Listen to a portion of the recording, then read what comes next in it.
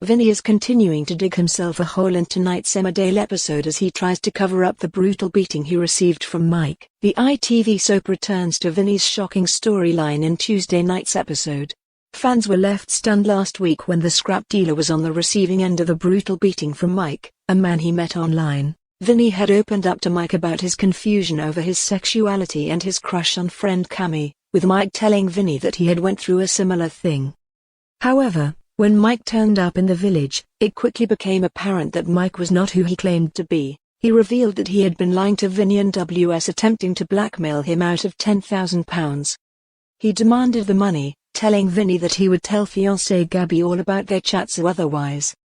Mike then brutally beat Vinny and swiped the couple's wedding rings from their home, before fleeing the Dales.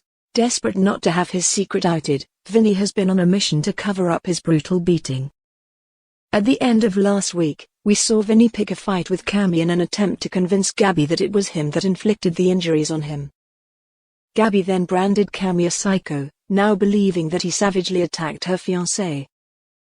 Kammy gave Vinny the chance to come clean, but he cowardly shut his friend down and drew a line in the sand of their friendship as a result. In tonight's episode, Vinny is still battling his injuries, with Gabby insisting that he should have gone to the police or told Mandy. Vinny bats off the suggestion, telling Gabby, "I started it, so please just leave it, yeah?"